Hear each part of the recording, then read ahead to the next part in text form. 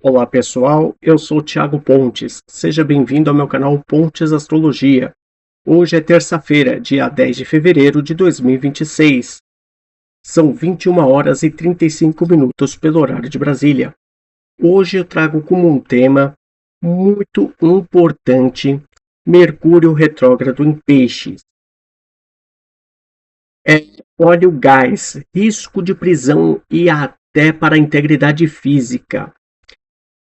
Claro, a previsão na capa aparece de 26 de fevereiro a 20 de março de 2026, que é o período da retrogradação de Mercúrio em Peixes. Para quem se interessa por astrologia, é importante assistir o vídeo imediatamente anterior a este, onde eu falo de todo o período de Mercúrio em Peixes agora em 2026. Todos os temas que serão abrangidos por Mercúrio em Peixes em 2026. Neste vídeo eu vou tratar especificamente mais do Mercúrio retrógrado e mais ainda, principalmente, em questão ao gás, que eu ainda tinha destacado. Tá?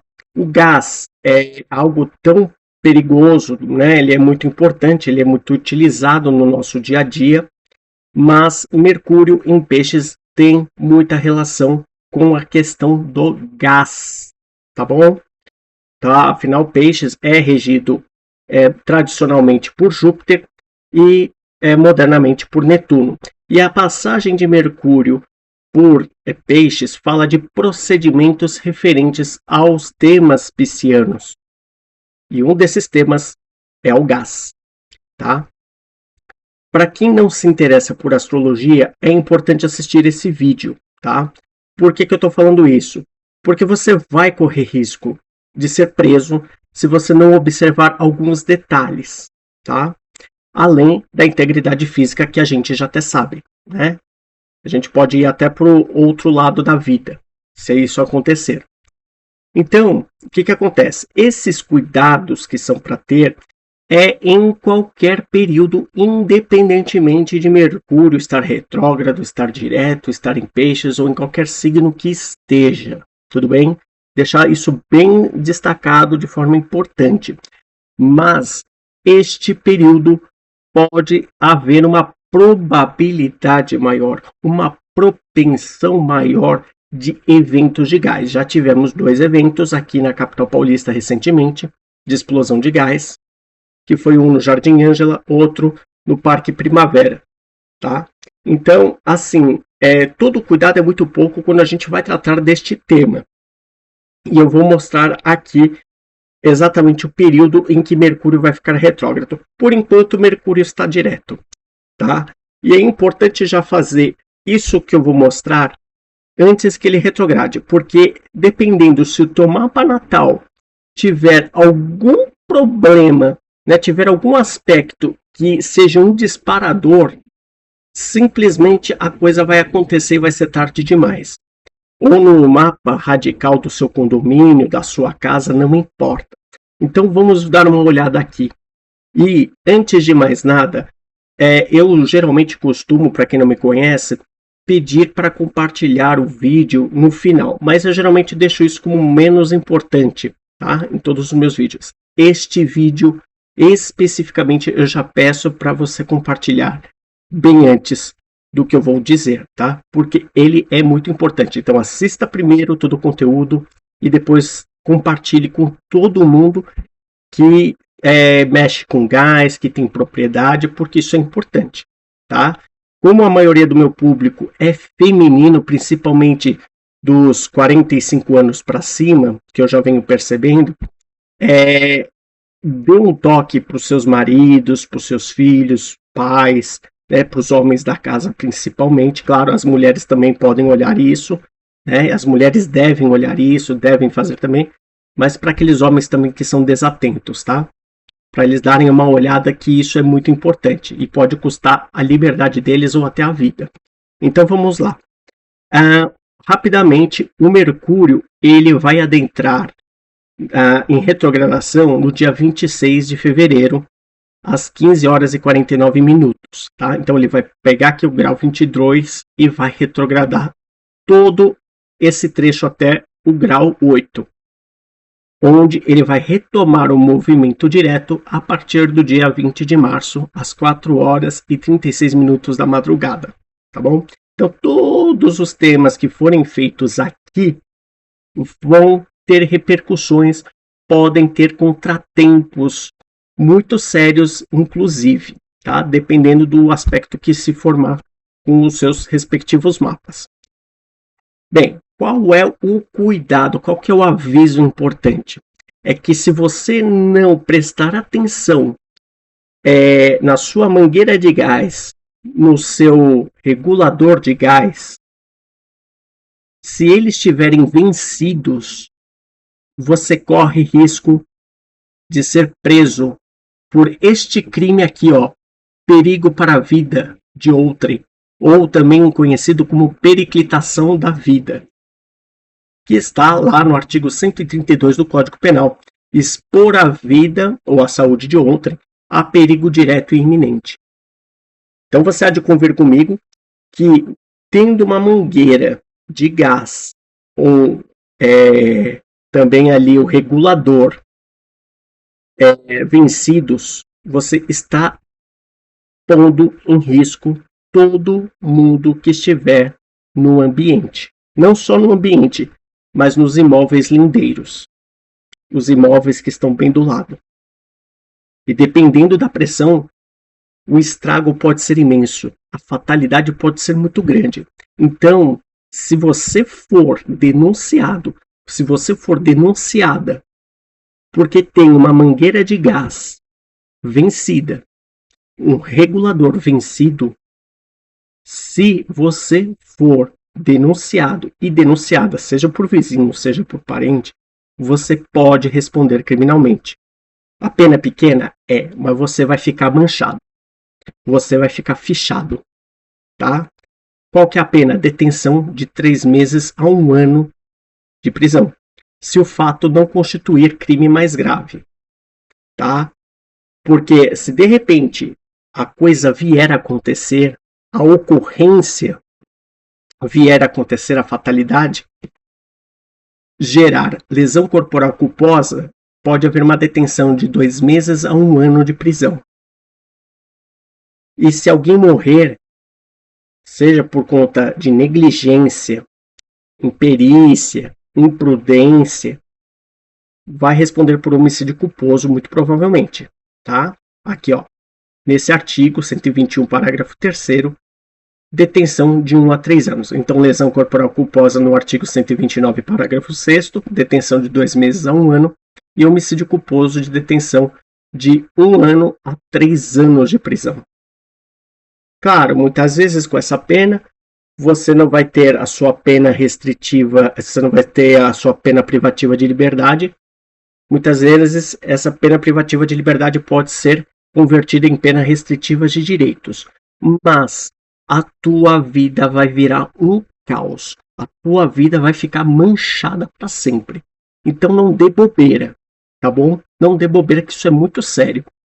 E parágrafo 4º, primeira parte, isso está lá no Código Penal. Se vocês quiserem consultar lá no site do Planalto, vai lá para ver isso. Aumento de pena no caso do homicídio culposo até em 1/3. Por inobservância técnica, arte, ofício, deixar de prestar socorro à vítima ou fugir do flagrante. Então isso também pode aumentar mais ainda a tua pena. Então presta atenção, se você é proprietária de imóvel, tem lá, você usa fogão, que você, claro, usa quase todos os dias, dá uma olhada rápida, vai lá ver se a validade da mangueira está vencida, vai ver se o regulador que está em cima do bujão está vencido, que muitos chamam de registro, né? Até eu mesmo sem querer chamo de registro, mas o certo é regulador. Existe também o registro de gás, mas é para outro sentido, tá? Aquele que vai em cima do bujão de gás, do botijão de gás, é o regulador.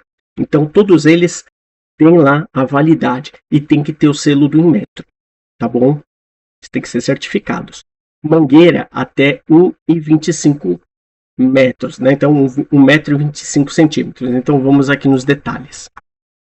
Primeiro, sentiu o cheiro de gás quando você chegou no ambiente, né? não entre no local, não ligue nada. Eu acho que isso todo mundo já deve ter ouvido dizer, né? Abrir portas, janelas, o mais rápido possível. E se for necessário, chamar o corpo de bombeiros, tá? Que é o 193 lá. Troca e instalação. Trocar o regulador e mangueira de PVC a cada 5 anos, observando sempre a validade e o selo do Inmetro. Então, venceu, né? Não precisa nem esperar vencer. Quando estiver perto já do vencimento, já compra a nova mangueira, já compra o novo regulador, já compra novas abraçadeiras. As abraçadeiras precisam ser trocadas também, que geralmente são duas, né? A maioria das vezes.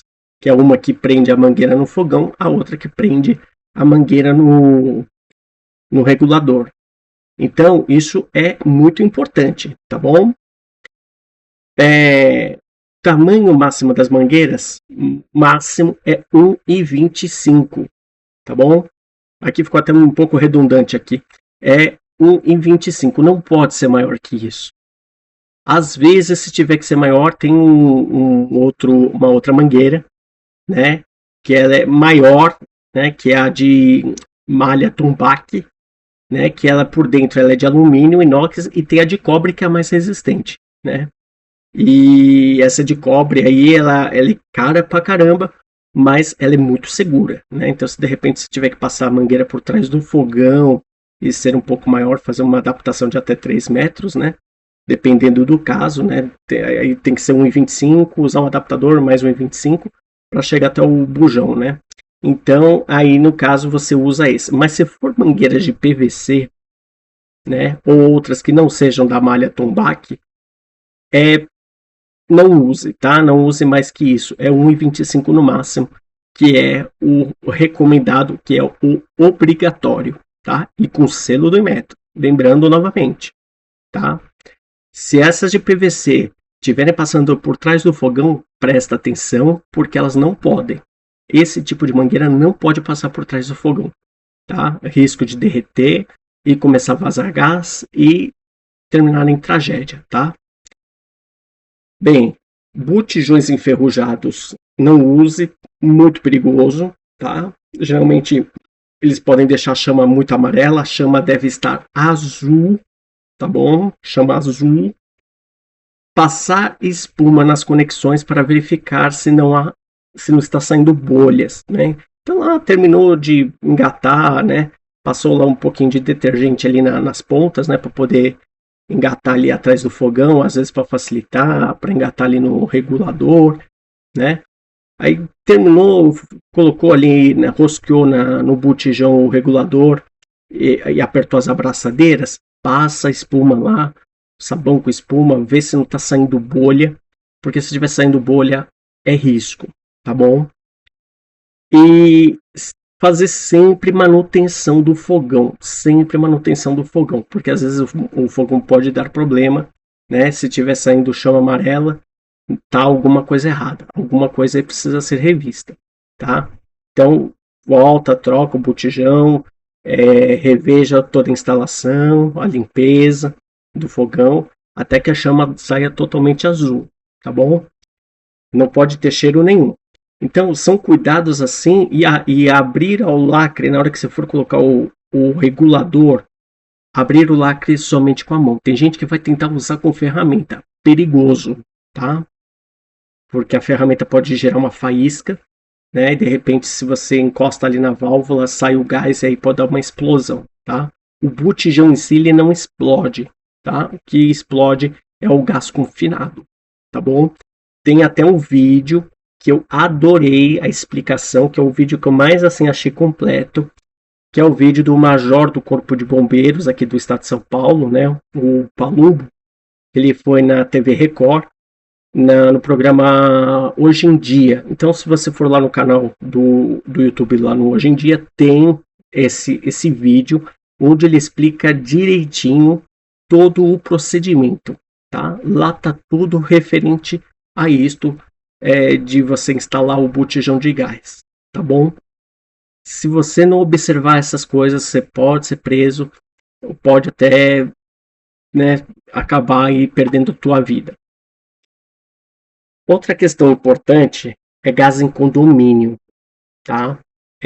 Gás em condomínio pode ser uma questão mais complexa, né? Tem que ser contratada uma empresa especializada, só que muitas vezes tem condomínios que eles, né, os síndicos eles não observam certas coisas, né? Sai contratando qualquer tipo de empresa aí.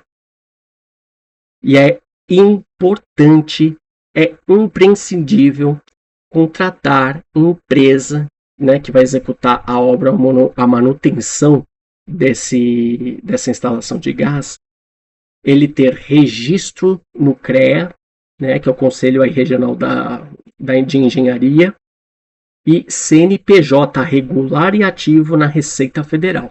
E lá está a atividade descrita que eles trabalham com questões de gás. Isso tem que estar constando lá na ficha da Receita Federal. Porque se não estiver constando, essa empresa tal tem alguma coisa irregular. Ela não está fazendo o que tem que ser feito. É obrigatório ter essas duas coisas, tá? O síndico que for contratar, certificar se a empresa contratada, ela está no endereço regular, né? Então vai fazer uma investigação, vai lá visitar, ver se esse endereço existe mesmo, né? Dá às vezes aquela olhada lá no Google Mapa, né? Para ver se não é uma residência, porque eu peguei um caso assim, tá? Eu prestei atenção num caso assim, eu dei um alerta, né? Então eu falei assim, ó, cuidado porque tem alguma coisa que tá errada, né? Deram um endereço, esse endereço não existe. Aí quando você vai olhar no judiciário, a empresa simplesmente é fantasma, né?